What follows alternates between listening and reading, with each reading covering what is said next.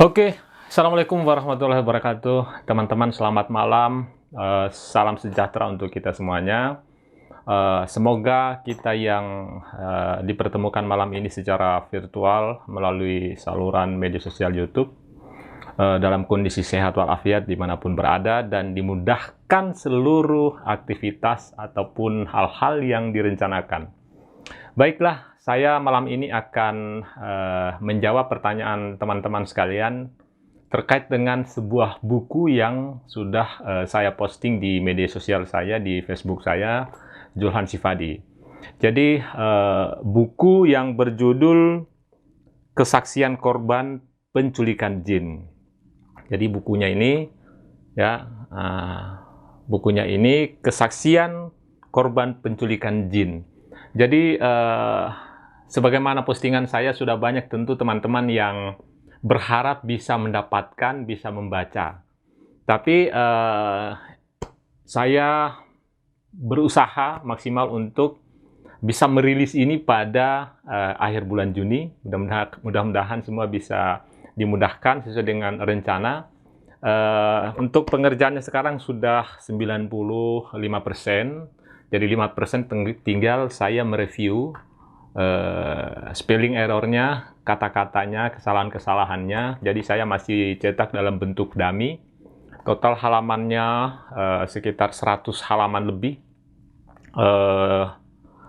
Ini adalah buku tentang kesaksian korban penculikan jin. Jadi kebetulan korbannya itu saya sendiri dan menceritakan perjalanan saya sejak awal daripada saat saya diculik jin, masuk ke alam gaib, alam jin, sampai saya berhasil kembali, dan selanjutnya setelah penculikan itu, apa yang saya dapatkan, apa yang saya rasakan, dan apa yang saya lakukan. Jadi terdiri dari 10 bab. Bab yang pertama itu mengungkap tentang titik atau area di mana saya diculik. Jadi saya beri tema di bab pertama itu adalah tempat lahir saya, yakni di hutan. Jadi memang saya terlahir di sebuah kawasan hutan di Anggoya pada tahun 1984. Saat itu Kendari masih sebatas kecamatan dan Kabupaten Sulawesi Tenggara merupakan satu kabupaten di bawah area administrasi Sulselra, Sulawesi Selatan Tenggara, dengan pusat ibu kotanya, provinsinya ada di Ujung Pandang atau di Sulawesi Selatan. Dan yang bab yang kedua adalah beringin sumber petaka. Jadi penyebabnya saya diculik itu karena apa? Saya ungkap di bab 2. Kenapa saya sampai diculik jin? Kenapa jin menculik saya? Apa penyebabnya? Seperti itu. Jadi di bab 2 ini saya akan mengulas tentang awal mula saya diculik dan saya diculik. Apa penyebabnya? Itu yang bab kedua. Dan bab ketiga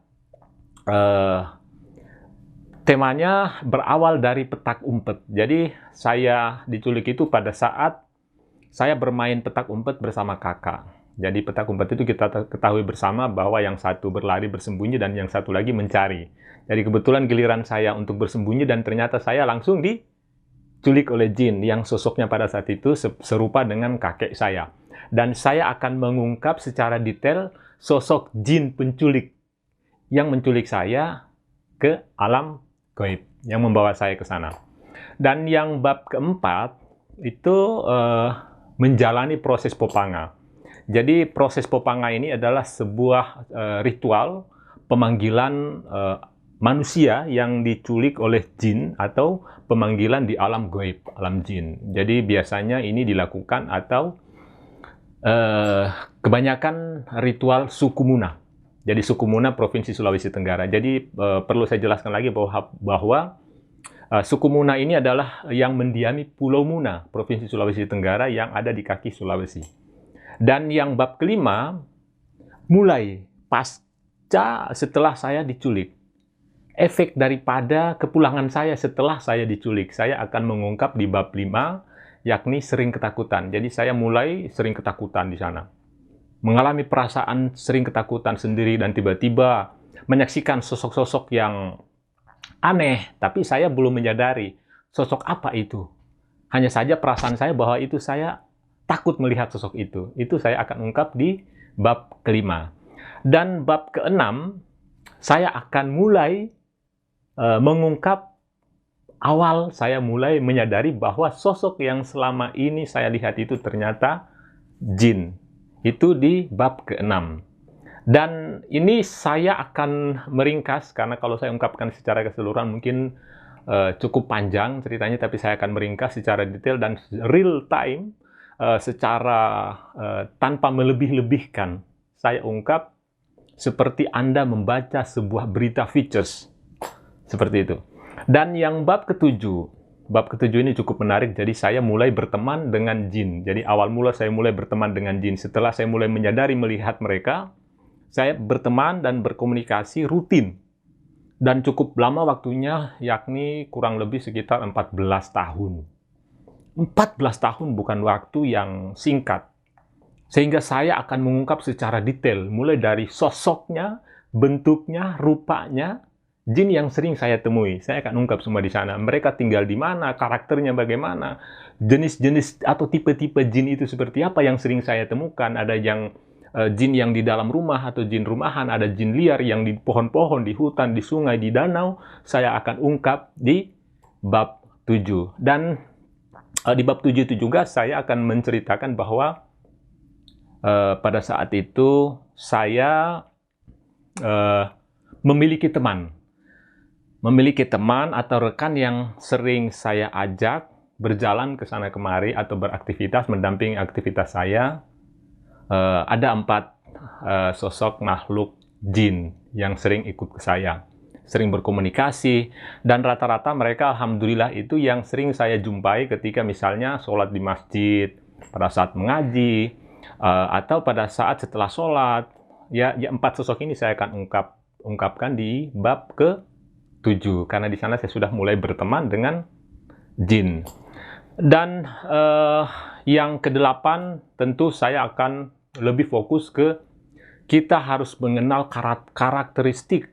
Jadi jin ini kita perlu kenal, walaupun tidak harus kita melihat, tapi kita perlu kenal untuk mengantisipasi hal-hal yang membahayakan diri kita terhadap tindakan-tindakan yang memungkinkan terjadi jin marah. Jadi maksudnya gini, ada beberapa perlakuan-perlakuan atau ada beberapa tindakan-tindakan yang kerap kita lakukan sehari-hari, dan itu bisa mengakibatkan jin itu marah, khususnya jin-jin yang di dalam rumah atau jin-jin liar yang ada di luar, di pohon atau di danau atau di sungai. Itu bisa terjadi.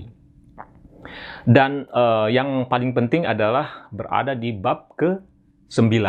Jadi bab ke-9 ini saya bertemu dengan seorang guru di BTN La Cinta Kendari. Saat itu saya mulai bersekolah di SMP 4 Kendari, dan saya bertemu dengan seorang guru pada saat sholat Isya di masjid. Dan beliaulah yang meruqyah saya.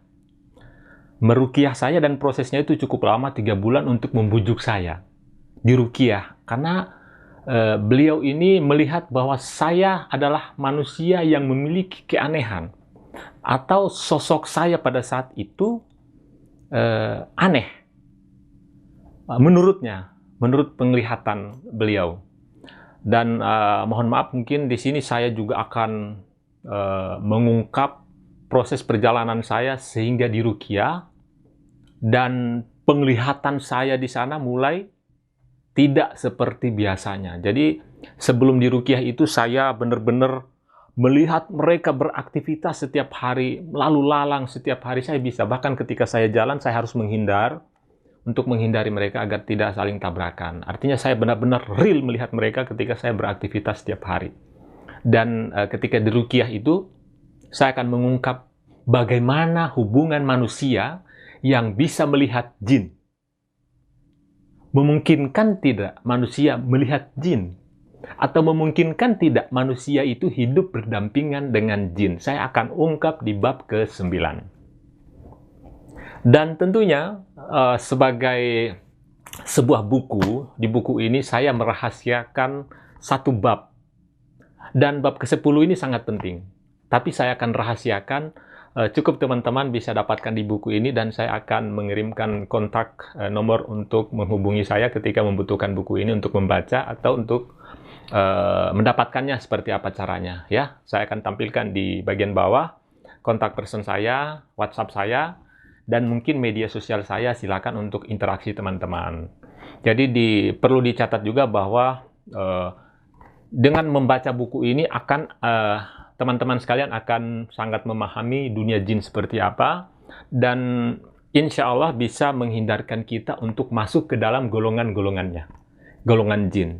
Saya akan ungkap secara gamblang, secara real, tanpa ada kalimat-kalimat yang melebih-lebihkan. Dan di sini semuanya narasumbernya masih ada sampai sekarang.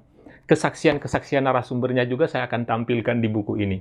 Dan hari ini masih ada semua, masih hidup semua, yang termasuk yang menemukan saya pertama kali, yang melihat saya, yang ikut mendengar cerita-cerita saya, itu masih ada semuanya. Dan masih terlibat, dan narasumber statement-statementnya itu saya tampilkan di dalam buku. Jadi buku ini bukan karangan, ini real cerita dari kisah seorang anak umur 5 tahun yang diculik oleh jin di Anggoea, Kendari, Sulawesi Tenggara.